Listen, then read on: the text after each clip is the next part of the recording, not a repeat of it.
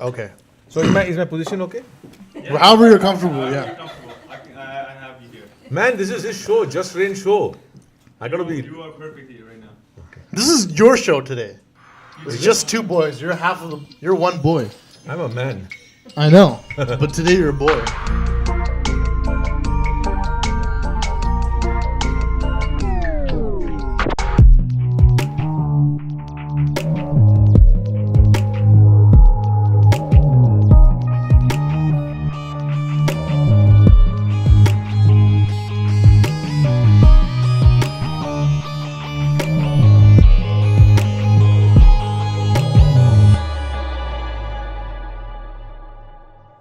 There's a lot of people that might not know who you are on this podcast. So if you can give a quick introduction, besides an author, besides an avid historian, and besides someone who really likes Pakistan, who are you?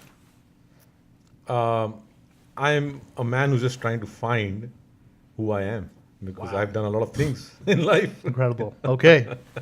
So I have spent 25 years in the corporate world, and my last role, 21 years of that was with American Express, and I worked in Asia, Hong Kong, Singapore. I was born in India.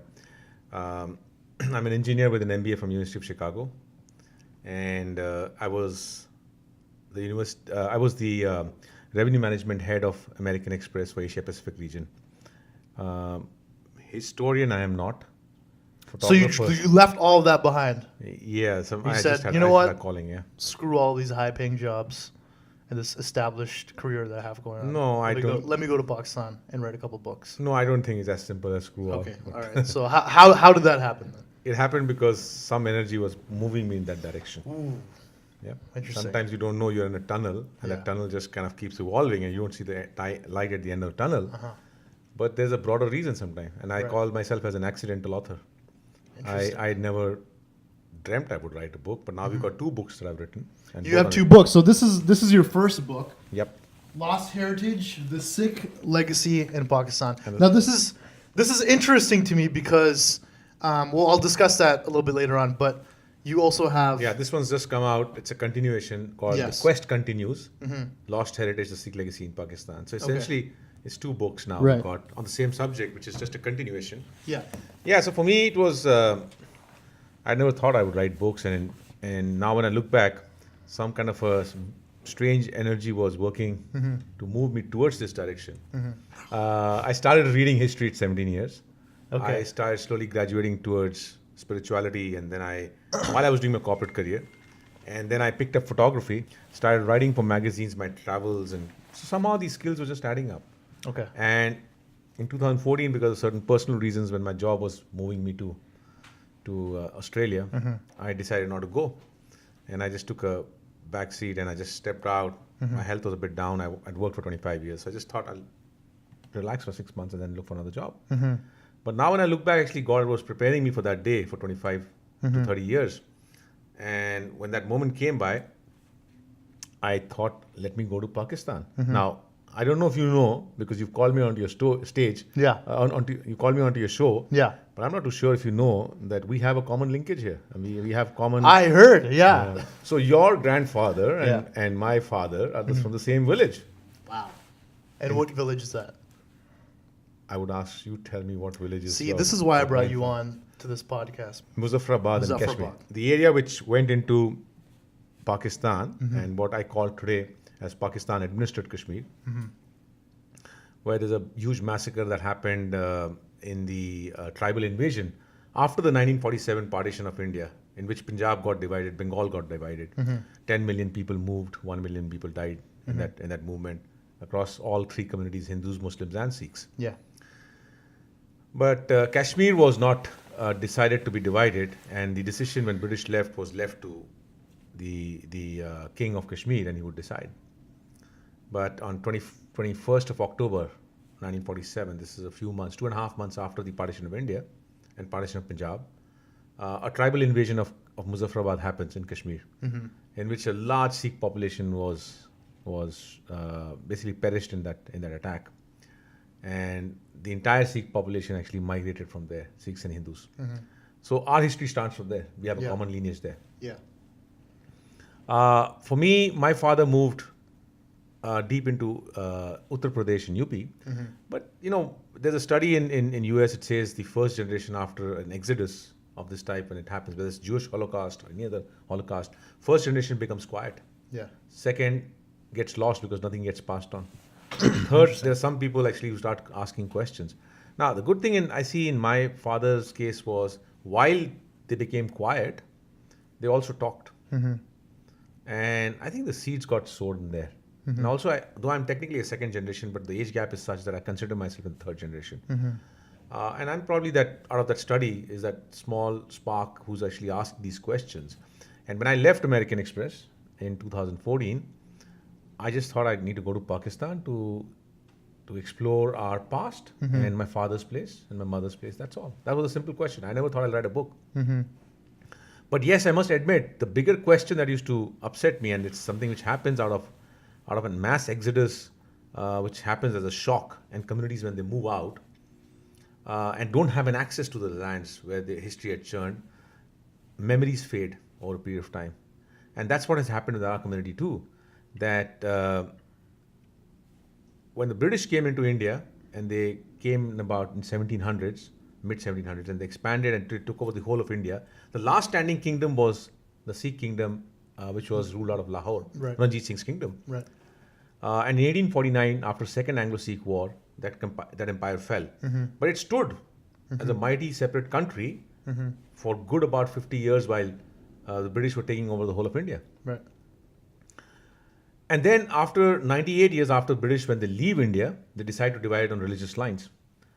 And in that division, if you take that map, which was the Sikh kingdom, which fell in 1849, and 1947, India and Pakistan is created, and you overlay it on that, what you find is that 80% of that territory now is in Pakistan. So the Right. question that I'm posing is that when you ask my community today, be it that middle generation, the new generation, if you had to go to Pakistan, where would you want to go? And the answer is never more than the birthplace of Guru Nanak, which is Nankana Sahib, or 2 or 3 more Gurdwaras like Panja Sahib, Dera Sahib, Lahore, my father's place, and it stops there. So the question that I'm posing is, were my forefathers so incompetent that they only made these 3 or 4 Gurdwaras? The history says it was a mighty empire that churned, and it was a glorious chapter of the Sikh history. Of course. And yet today we only have a memory which is 3 or 4 Gurdwaras. Yeah. So then, as I went into Pakistan, what used to disturb me for years is I've read so much of history, and we've reduced a legacy into the realms of religion. You have gurdwaras, you have temples. So These are- just so people are aware, like a lot of Sikh people, it's assumed that they all come from India, right? And I know like anytime somebody asks me, I'm like, oh yeah, I'm Indian by heritage. So I just want to make that clear, just why people are like, why is he talking about Pakistan so much and Sikhs from there? This is Yeah. why, because it's generally considered that Sikh people or Punjabi people are from India, and not many people know that. Well, Half of Punjab is technically in Pakistan as well. There's a lot of more Sikh than heritage. half. More than half. More is- than half. More than half. Yeah. The most fertile part. In fact, Punjab, five rivers, Punjab, right? In fact, only 1.5 rivers flow in India, Yeah. and 3.5 flow that side, plus the Indus. Interesting. 4.5 flow that side, because these 5 rivers go into the Indus River. So actually, it's an Indus basin. Right. But 4.5 rivers flow in Pakistan, if you include Indus. And the most fertile part is that side. I've walked the farmlands out there. This Punjab in India was more of a desert land, which actually was converted after partition into a very high productive land because of the Sikh farmers who did their bit of after getting displaced from there. But going back to what we were talking about is, the bigger question to me is that legacy today, in the minds of the community, which now is scattered. 1/3 of the Sikh community lives outside of India. Right. And one of the reasons is that 1947 dispersed them. So they moved from the Indus belt for a temporary moment into the Gangetic belt. They got dispersed, right? And from thereafter, the world is the stage for them. They just kept moving. So that's why you got 1/3 of the Sikh community living around outside of the Indian subcontinent today. But whether it be the people living in India or in the countries abroad, or even if the small Sikh community that lives in Pakistan, you ask them what's your heritage, right? They can't speak more than Nankana Sahib, Panja Sahib, these 3 or 4 gurdwaras. Wow. So entire legacy in the minds of the people is reduced to a religion, and religion is not legacy. Right. Religion is a subset of a legacy. Yeah. Because legacy has many facets, and many of the facets include the military traditions, the art, architecture, interfaith aspects, the language. The communities that are left there, I mean, we've forgotten the non-turban wearing believers of Guru Nanak, more than 1 million people who are staying inside Pakistan. We've not held their hands. And they're kind of a culture which is canned, not in actually in touch with the Hindu population, which actually these people who came from this belt, they were all believers of Nanak. And they went into Pakistan, into India, and they were all merged into a broader Hinduism. But in Pakistan, they're canned. They're not like you and me, a turban wearing Sikh, but they're 1 million people who believe in Guru Nanak. Interesting. And- Which is probably like at that time I think has a lot of that been erased as well, where like you said, like that's something that I didn't even know, that there was non-turban wearing believers in Guru Nanak. But Well, there are, if I would go down to saying one more thing. I mean, I've got in my second book, which is this one, The Quest Continues, Lost Heritage, the Sikh Legacy in Pakistan. yes, In this one, I've gone in deep inside Sindh, Balochistan, and certain areas of Punjab where these communities are yet living, and I've dedicated a chapter on Nanak Panthis. The Panth is basically a community, believers of Nanak, not as we define today as Khalsa tradition, but the broader community. And this community actually is on the rise. I would say anywhere in the world, Sikhism is on the increase, because today we're defining Sikhism only as the visible out manifestations, right? That's how the world perceives it. I agree. So- But I think that's also been, we've also enforced that as That's well. fine. That's what I'm saying. So the world is perceiving that because Nanak Panth was not just a Khalsa tradition. It had many traditions inside it. And as we have moved on in our history, we've defined who we are, and we define who you are, you exclude the others. But I'm not someone who can define for the others what their belief system is. Right. But as you've got a definition which the world perceives today, now you look at the people who are giving up their form. The dilemma is, are they Sikhs or not Sikhs? But then you look in Pakistan, there's a large kind of 1 million population who's sitting there who had never embraced the form, but they actually believe in the Granth Sahib.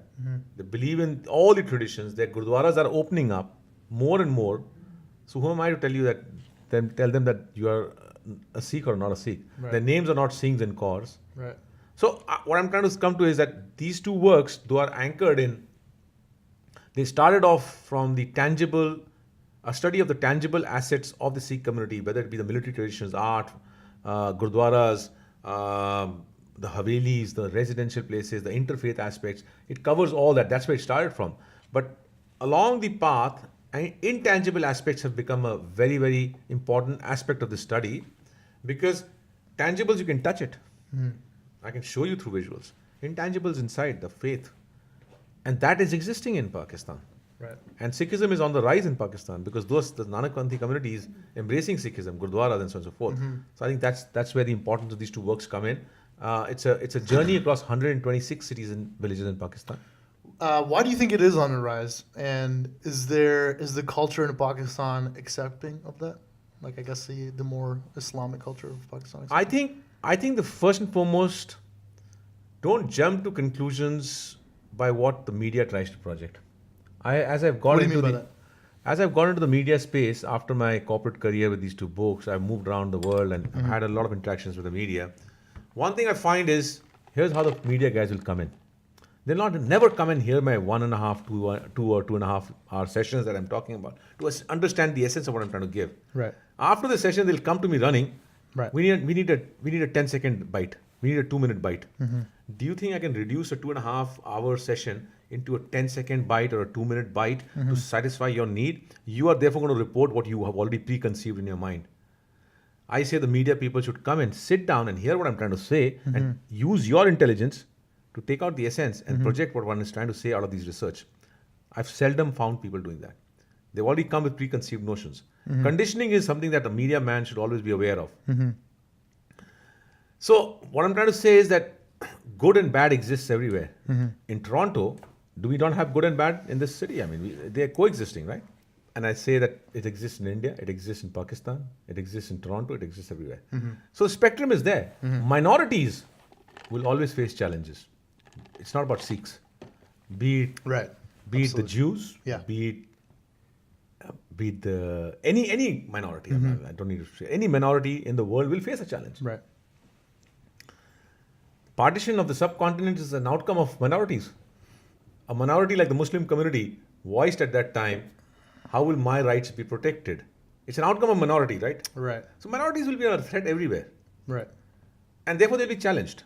So when the people have exited from the lands and left a small 14 to 15,000 turban-wearing Sikhs out there in Pakistan, and there's a large community of these Nanak Panthis who don't visibly look like Sikhs, they will face challenge because the masses will see them as a minority as well as elsewhere in the world. In So spite of those Yeah. challenges, there's more good than challenges. Okay. That's all I'm trying to say. Right. The society, I've lived with them. They are practicing their faiths. In Sindh and Balochistan itself, there are 200 gurdwaras which have opened as Sikh worship places, and I've got actually the pictures of that. Yes, Punjab got cleansed, Kashmir got cleansed, and because the community walked away, no one was there to take care of these places, and therefore the heritage is under deterioration. But no one's consciously destroying it. Right. So that's the difference. Where in Sindh and Balochistan you go, people are living, they're practicing their faith. Interesting. There will be sporadic instances from any minority which will get blown up by the media and make it perceive as, okay, it's a attack on a non-Islamic faith and so on and so forth. We've got to be careful. People by and large are good. Communities are good. Right. People want to live with each other. So that's the fundamental on which you have to I think work. people just are naturally, I think it's anywhere, people are just scared of something that they're not familiar with, and that happens to minorities. That happens to any minority. Right? Like African Americans in America. Like that documentary, Wild Wild Country. I mean, Yeah. that's a good example. But I mean any minority across anywhere. I mean, even in India, right? So, Yeah. so are Sikh people? First of all, I didn't even know there was like 15,000 in Pakistan. I think 15,000 turban-wearing Sikhs who are Pashtun Sikhs, not Punjabi Right. Sikhs. They live along the Khyber area. What does that Along- mean? So for people that don't know what Pashtun means, what does that mean? Okay, it's a good one. What does that mean? First and foremost, I'm going to give a bit of slap to my community. Okay. Sikhism is not equal to Punjab. Today, the entire concept of Sikhism is equal to Right. Punjab. Yeah, No, I think that's the mainstream view of it. Yeah. it's totally a concocted view. The Sikhs living in Afghanistan whose mother tongue is not Punjabi. Yeah. Faith has got nothing to do with the culture and region. Right. A Muslim in Indonesia is equally a Muslim, though his language, his faith, his culture is different then. But he believes in Quran. So why is it that for Sikhs, that Sikhs must be equal to Punjab? Because Bhangra, That's- colors. Someone told me that launch your book with getting a Bhangra guy to do something, right? I said, I'm not going to be crazy, right? To launch a serious book about lost heritage of Sikh So Legacy wait, in someone Pakistan. wanted you to have Bhangra dancers come out Huh? on the launch? Is that what you're saying? Someone said you should do that and the book will be a success. I'm not interested. Wow. You know what? So Maybe ultimately, they're you have to right. do Bhangra, right? To get even a book to be perceived as Yeah. as something, right? Anyhow, that's the It state of will our- bring some attention. Yeah. People But- love Bhangra. Everybody loves Bhangra, right? So our history is not so much about Muzaffarabad. Our history is about, you see, we got to keep us as an individual Yeah. below the broader objective of the society. Right. So I would not bring this show down to you and me in Muzaffarabad because the message is something bigger. So Muzaffarabad is just 4 to 5 pages. What? Of a 5,000, That's of a it? 1,000 page, right? Yeah. Were we not that popular? Right. It's because I chose to project it that way. You don't want to put your bias in. No, Okay. because I actually did not go to write a book. As I said, I'm an accidental author. So when I went to Muzaffarabad, when I entered Pakistan after my corporate career, because my health was a bit down, I said I want to go to Pakistan. My father's no more. I want to go to Muzaffarabad and I want to go and see some of the remains of the Sikh era. Where are they? Yeah. More than Nankana Sahib and Panja Sahib, where the whole community is stuck in terms of gurdwaras, right? Right. And as I went in, I landed in Pakistan, and you're talking about people, and people want to be good to each other. I came across beautiful people, excellent souls, and these two books are not because of Amardeep. Amardeep is just a medium through whom hundreds of people are speaking because they helped me. And the journey starts, and I go across, and my only objective that time was I didn't go to write a book, the first book. My objective was to reach Muzaffarabad on the 15th day. And I'm talking about why the community needs to be bigger. I'm answering that. I reached Muzaffarabad and I reached that bridge where a lot of our family people were massacred on the 22nd October 1947. And we have a lot of personal stories in that. I'm sure your family will also have some personal stories in that, because that massacre that happened by the tribal invasion on 21st October 1947 was a gruesome, actually, one. It was nothing about Hindus and Sikhs, because I've read testimonies of even the Muslims inside the Muzaffarabad who were also equally victimized. Interesting. Right? By who? Their own?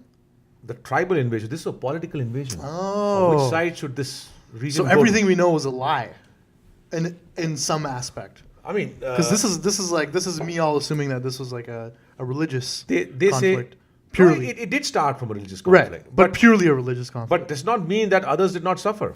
That's what I'm trying to say. Right. I mean, yeah, I think everybody from both sides suffered, but I didn't know Absolutely. people, But Muslims suffered inside. in Muzaffarabad, you see the That's live crazy. testimonies of some of the books that have been written. When the tribals attacked, they did not even spare the local Muslims in Wow. Muzaffarabad if they were protecting anyone else. Wow. So they sometimes they say perceptions can be a reality, and perceptions become reality if you keep repeating the same thing. Right. So what I'm going down to is that I'm an accidental author. I reached Muzaffarabad on the 15th day of my trip, of a 30-day trip. And I wanted to stand under that bridge where some of our ancestors were massacred. And I picked up the soil because I wanted to bring it down to my our two daughters, and give it to them in a bottle, that wherever you are in the global village now, just remember where your roots were, from where you came. But then, when I picked it up, the soil within, the voice within me actually said, why am I doing this? It asked me. And at that moment, I think I did the right thing. I left the soil and I just kind of walked up the bridge. I didn't spend more than half an hour in Muzaffarabad, to be honest. Interesting. I went all the way, and that's why you only find 5 pages. It probably was a closure I was looking for my father and Right. my bigger family. I didn't go anywhere else. I sat in the car and I came down. But I think I did the right thing, because in picking up that soil, probably what I will pass down to my next generation, because as they say, perception is reality. As perceptions keep developing over the next generations, they'll think some community massacred some other community, and there's a hatred that might develop. And I didn't want to pass that. So I walked away. I think they did the right thing, because by walking away, my mind was looking at something else. And as I kept going, Divine actually showed me all those places that I kept traveling to. In my first book, I went to 36 cities and villages in 30 days. And that, when I came back and I reflected, I said, good, I didn't get the soil, because what I've got is a repository of 5,000, 6,000 pages, 6,000 pictures. And I've got beautiful stories of these structures and stories of humans who were associated with me. That's a better and a bigger story to tell than my story of 4 or 5 pages, which I've limited to in out here. Right. I didn't want to make this a personal story, because a lot of people talk about personal stories, Yeah. and the bigger cause gets lost. Right. So that's when I decided that a visual travelogue must be written, because when I was a kid and I started reading history and I started moving forward, I stumbled upon beautiful travelogues of Britishers who were coming into India from the in British India. They were coming into the Punjab, which was a separate country at that time, with secret missions to actually figure out what was the Punjab like, what was Ranjit Singh's kingdom like, what Right. was the Sikh kingdom like. They submitted the reports to the East India Company.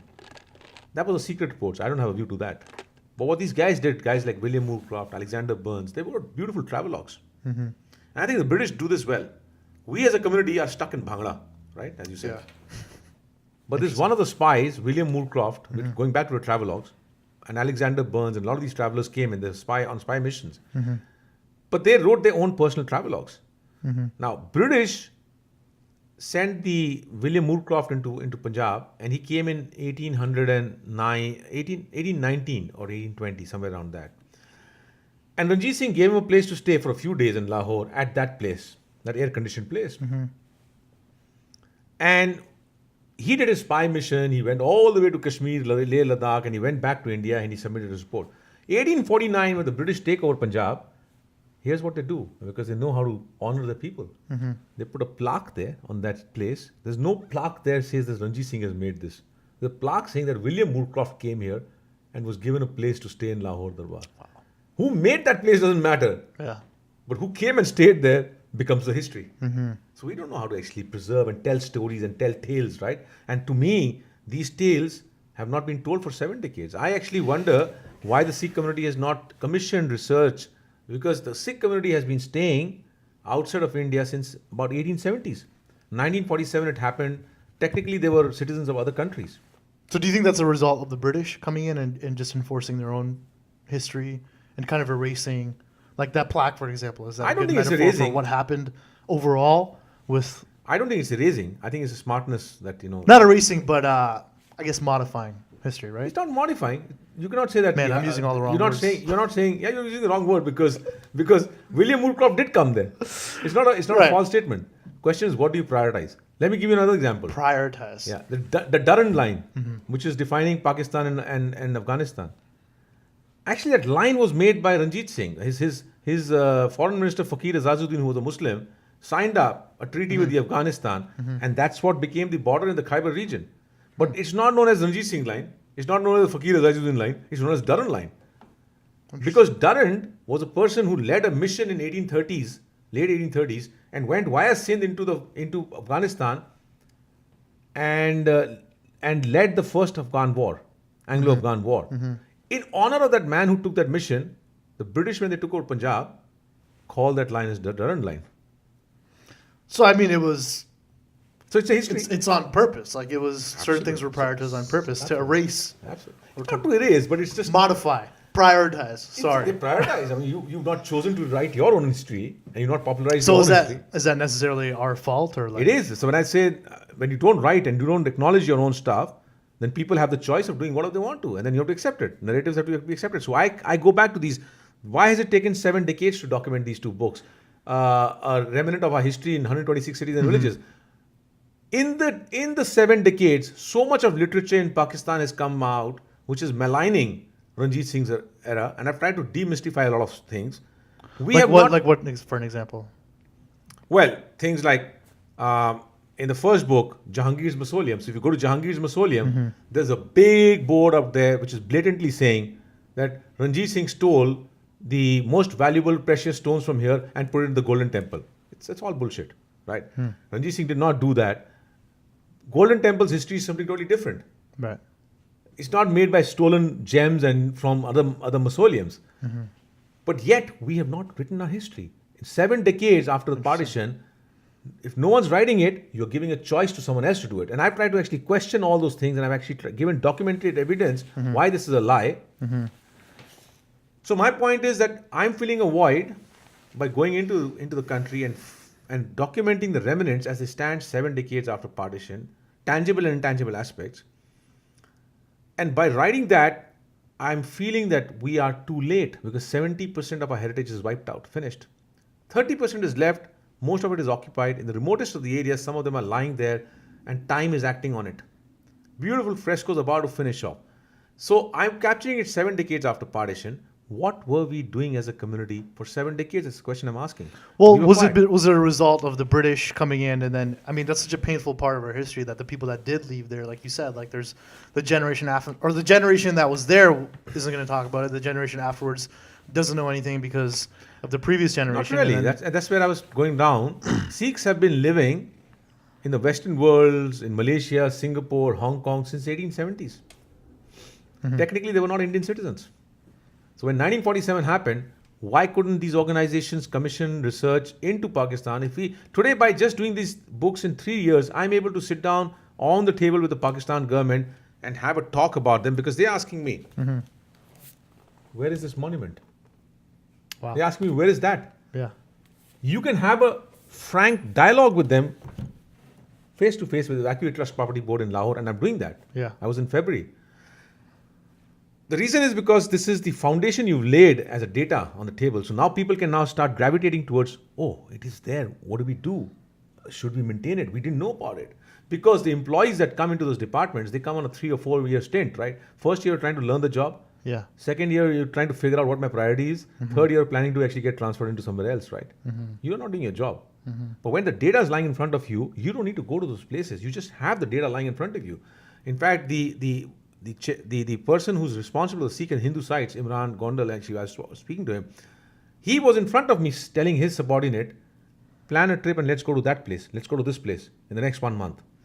So you can have a dialogue when the data lies there. If you become numb and you don't even look at it, you don't strike any dialogues. And everything change happens from a dialogue. Right. So point I was trying to say is that a community was sitting outside. They could have documented these many, many years back.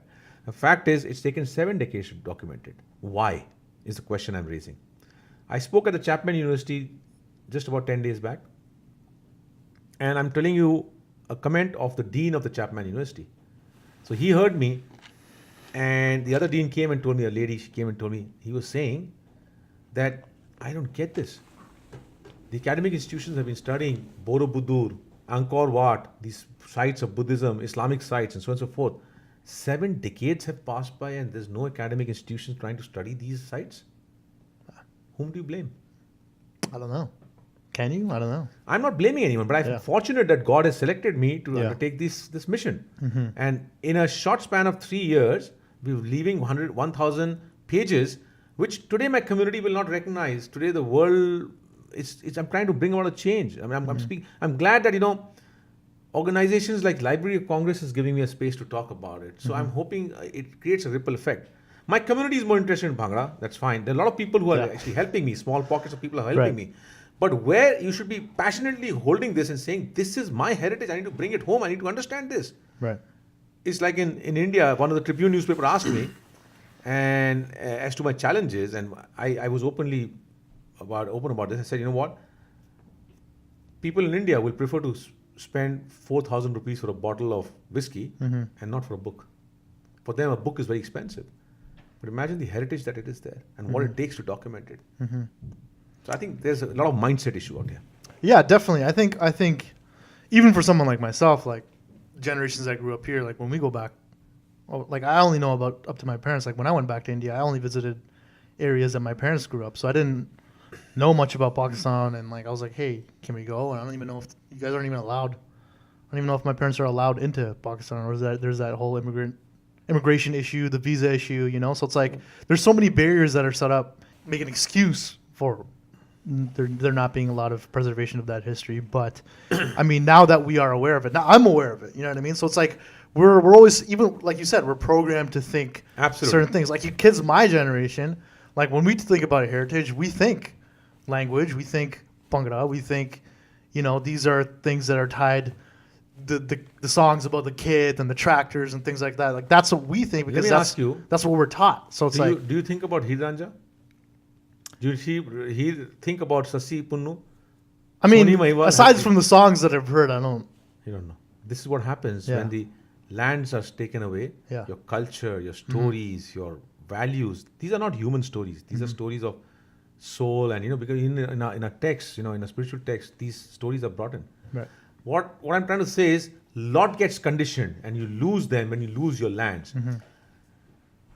Going into Pakistan is the least of the worries, I would say, because the barrier is in your mind. You got to first open the barrier of your mind. Right. I have gone and I faced a lot of challenges. I mean, these things are not easy. I mean, doing 2 books of 126 cities and villages and mapping it across in terms of remnants. Of course, yeah. It's not easy because all I say is that if it was easy, then like Taj Mahal, you have 10,000 books. Why is it that you only have this book for Sikh Legacy in Pakistan? It's not easy. Right. But yet, who's asking you to go to 126 cities and villages in depth? You can still expose yourself to start an ABC primer kind of a thing. You can still go to places that are close by, Lahore, right? Rather than just going to the Gurdwaras and making an entire legacy appear like we're just a Gurdwara-centric religious group. We can't think beyond that, right? Anything is possible, provided your mind does not create the barrier. And I think the biggest issue is that a mind creates a barrier, and therefore we don't want to explore anything. Well, this is why the work that you're doing, I think, is fascinating. And like even when thank God my internet went out that day and the Wi-Fi wasn't working, because then I can pick up this book and then actually be like, oh, there's actually your book written about this, because I've never seen a book like this ever, like to be quite honest. And I don't know anybody that has seen a book like this. And the only stories that I've heard about, my own history, I guess, has been from my parents or, snippets from my grandfather. But like you said, there's more than Muzaffarabad, and there's so many people that I know that probably can trace their lineage back to Pakistan as well.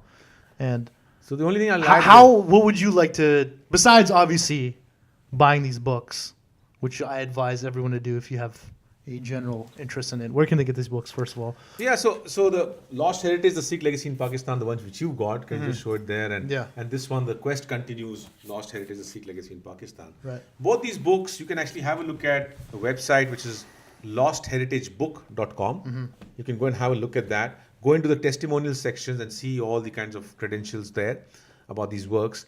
But you can also get it from Amazon.com, Great. Amazon India, Perfect. Amazon Canada, Amazon UK. You can get it from there. So book availability is not an issue. I mean, it's a very heavy, voluminous work. Yeah. So just that people know it. These are not small books. These are 3 kgs each. So you're talking about a set of 6 kgs. But I think the people need to.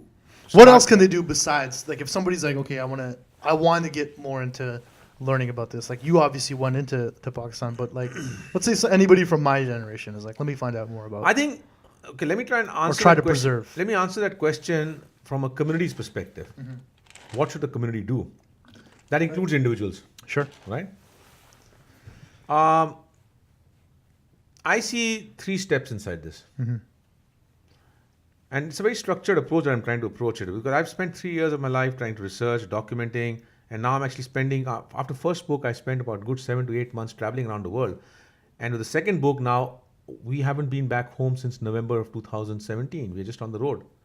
So by the time we reach back, it'll be November, right? So the point I'm trying to say is that these works should result in an education first. That's the step number 1. Because in 7 decades, when the memories have been wiped out, the generation is not even aware, and here you've got some insights, people need to educate themselves with that. Not just the community.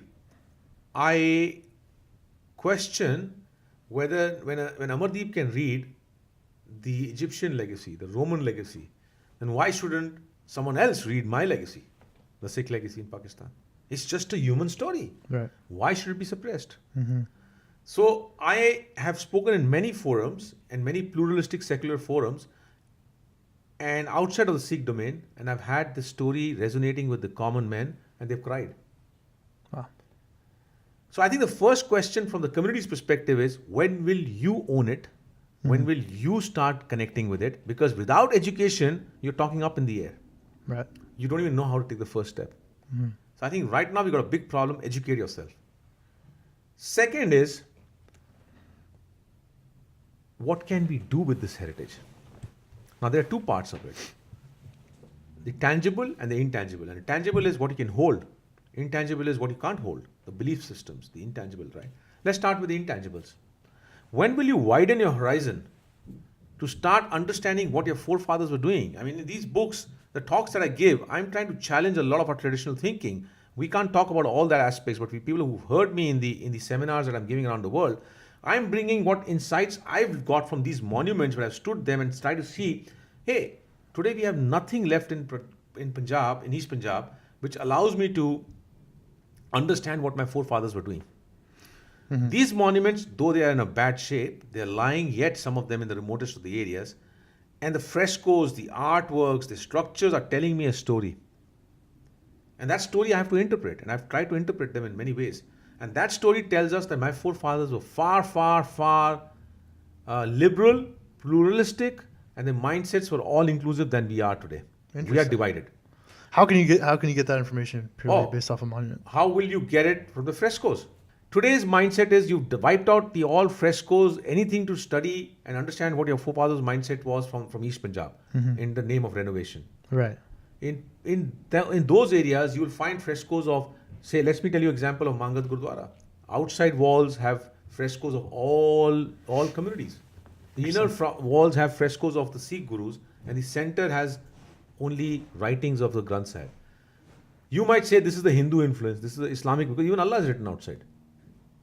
Wow. The way I look at it is, my forefathers are saying all faiths are welcome. Gurus hold your hand from inside. They take you to the center, sanctum, where the Granth Sahib is kept, there only the word matters. Right. It's a beautiful message. How do you study this? You look at a Udasi shrine, which was also part of the broader Nanak Panthi tradition. In an Udasi shrine in Dipalpur, you're talking about women's empowerment today? Well, I'm looking at a fresco. A woman is leading a hunt to catch a deer, and the man is chilling it behind with a falcon in his hand. These are murals, or what are they? They're just frescoes, murals, the Yeah. drawings. You interpret and understand your forefathers' mindset from Got these it. what they're writing. Okay. If you don't believe in it, in the temples you'll find fascinating. Mughals and Muslims and Hindus and other things made. I mean, I'm looking at one of the frescoes. Today, we will not even put that kind of fresco in our gurdwaras because he's not wearing a turban. But there's a beautiful traditional story in the Indian subcontinent about Shravan Kumar. Right. Have you heard of Shravan Kumar? I have not. Shravan Kumar is a person whose story was that his parents, when in the old age, could not walk. They said, son, we want to go for a pilgrimage. Now, they couldn't walk. So this Shravan Kumar, he puts the parents, mom and dad, on a basket, puts them on his shoulder and walks across India and takes them to places. It's a story about respect for parents. It's got nothing to do with a Hindu, Sikh or Muslim. Wow. That is there in the Gurdwaras. Today, that cannot be put there because he's not wearing a turban or a beard. My forefathers were very, very pluralistic. And these remains about going back. So let's get back to the question that you posed. So first is education. Second is looking at the intangible aspects. Intangible aspects is, when we go on to the tangible aspect, we're talking about that, these things that look and feel. Well, just to touch on that, I think that's fascinating because I know people in my generation, we kind of, maybe as an act of kind of getting away from that very narrow way of thinking, or like this is what it is, or how we've been conditioned to think. We want to go back to thinking how maybe our forefathers did. So even me hearing about this is like fascinating to me, because it's like, oh, I'm just going full circle back to the mindset that my forefathers had. Absolutely. And the fact that there's like documented evidence of this is like amazing, because we're never taught this. Like, I don't know about this. Today, to understand, let me make you a very powerful statement out here. Today, to understand your faith, Sikhism, you have to go into Pakistan and look at these remnants. Right. And I'm bringing it to you in your home in these books. Look at them. Yeah. Interpret these yourselves. Right. Don't take my conditioning. Right. Interpret for yourself what they're saying. So when you look at these murals and their architecture styles and so on and so forth, there are multiple strands inside this. And then you say, my forefathers were much, much great people than what we were, because of faith of Sikhism started from all-inclusiveness. Right. Somewhere we are kind of missing that link.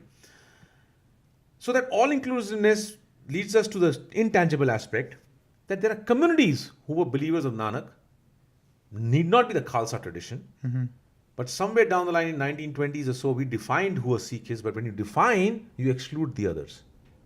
Yeah. Yeah, I agree with that. So when you define, you exclude the others, how do you then now embrace them? So I asked a very stupid question to one of the Nanak Panthis, the believers of Guru Nanak in Pakistan. He's the Granthi of the Gurdwara, and he's not a Sikh in terms of a Singh or Kaur. His name is Bansri Lal. In India, you'll call him a Hindu. He doesn't wear a turban, but they don't go to a temple. I think that's beautiful. And he goes to a Gurdwara and he's a Granthi. They do all the protocols like a Sikh Gurdwara does. It's amazing. Yeah. And I asked him a stupid question and he gave me the right answer. The stupid question I asked him was, Bansri Lalji, please tell me, in Pakistan, how many Hindus are still the believers of Guru Nanak? Right. And he turns around and he looks at me and he says, Amardeep, do you still don't consider us as Sikhs? Interesting. So this is the intangible aspect. To understand what your forefathers were doing, you have to go into Pakistan and listen to these, grasp these intangible stories. The tangible aspect, we are on the second part. We have talked about education. These understandings you have to embrace is the sub part A of the second step.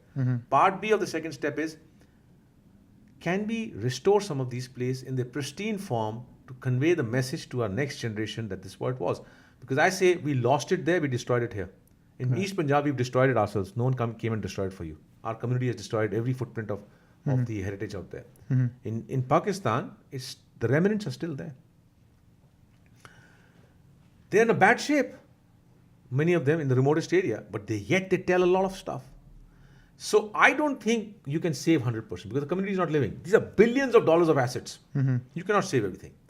We need to become smart and ask, are there one or two monuments we can pick up and do it in a professional manner? Right now, a lot of our people from East Punjab are getting in and they're taking up contracts with Pakistan government. Pakistan government actually wants to help. They've restored about 24 plus historical gurdwaras and they want to help. But the question is the help going to be in the right direction by these people who are coming in taking the contracts? We need to create a movement from abroad, come together and say, you know what, we can't restore all our heritage. Let's accept the fact. But are there, from my books, there are 2 or 3 sites I've already pointed out. I think they are there which we can restore it. Pick it up and say, we are going to restore this in the way our forefathers made, because we want to give a message of plurality to the entire nations and entire world. And this heritage will become a kind of a in the future, 100 years or 200 years from now, this is the only remnant that will be left which will tell what our forefathers used to think. Now, for this, it may not be through the Sikh community. Maybe we have to partner with a third party. So it's fine. Maybe we have to partner with Aga Khan Foundation and say, let's come together because it's about our collective cultures. Right. And we maintain one of those places or two of those places. So that's the second step. And then I think the question really that comes down to is the third step is where do we go beyond this? Because in 3 years, if there's 1,000 page of data that's coming into our laps now, is this the end? Do we need to do more work? With all due respect, as Chapman Dean said, I mean, why have we not looked at this legacy for 7 decades? I'm questioning where from here? Do we stop this work here? Our community has been setting up a lot of chairs in the Western world. And they're doing their work. With all due respect, they're doing good work. But do we need to keep turning translations of Japji Sahib again and again? Right.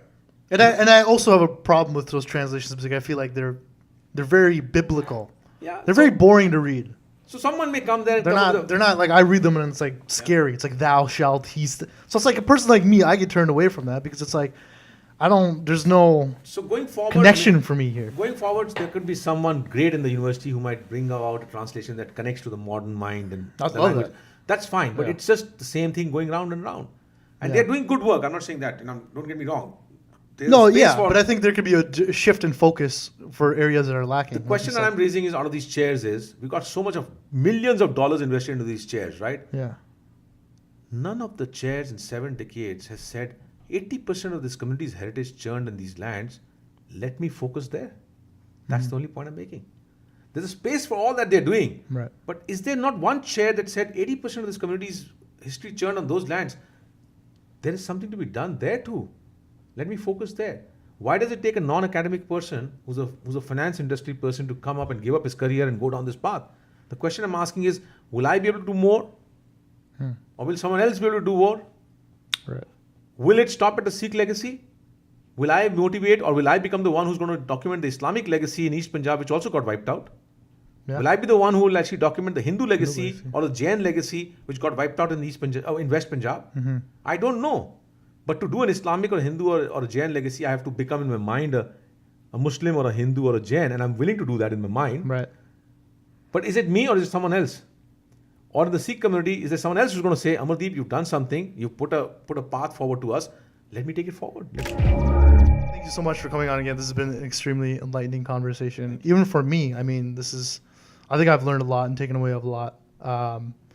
On not just like looking at these things in a physical level, but more of like a deeper level and trying to kind of connect through my own history and my heritage, I guess you could say. I'm really saying thank you so much. This was great.